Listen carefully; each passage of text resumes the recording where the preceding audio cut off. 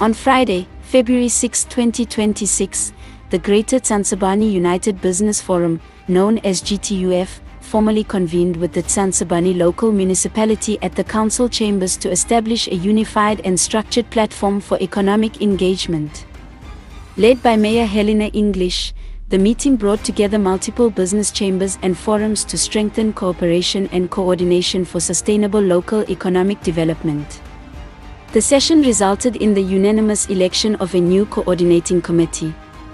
The committee includes representatives for youth, women, transport, differently abled business owners, and various local chambers, reinforcing an inclusive and representative structure.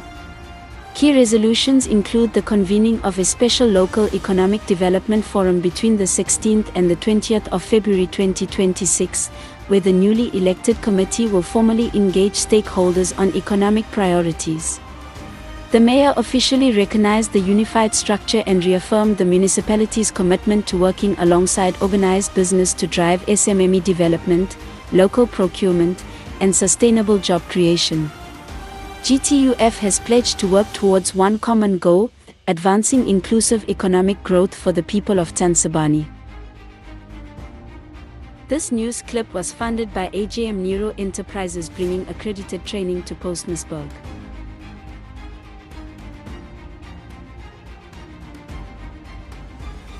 The District Commissioner of ZFM, Major General Monica Sibili, together with her management, conferred ranks of 16 members who were recently promoted in the district. The ceremony took place at the ZFM district office, where the newly promoted members were congratulated by the management. General Sibili addressed the members, emphasizing on the importance of discipline and urged the members to conduct themselves with dignity and respect, also to uphold the South African Police Service Code of Conduct. The management in the district encouraged them also to always act with integrity and accountability.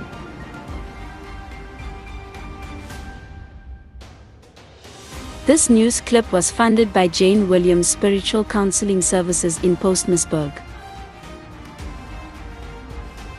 En nuus vanuit Namakwaland.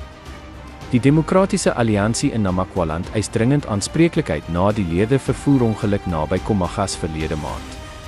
17 leerders van Subatsfontein het op 19 Januarie ongedeerd daarvan afgekom toe hul skoolbus omgeslaan het, 'n voorval wat maklik in 'n tragedie kon eindig. Die DA vra waarom 'n bus van glo meer as 30 jaar oud op swak grondpaaie toegelaat is en of dit 'n geldige padwaardigheidssertifikaat en veiligheidsgordels gehad het. Daar word ook gevra of die bestuurder 'n geldige openbare bestuurspermit besit het. Die polisieondersoek is aan die gang en die DA dring aan op volle deursigtigheid. Hierdie insetsel was moontlik gemaak deur draadloos internetdienste in Postmasburg.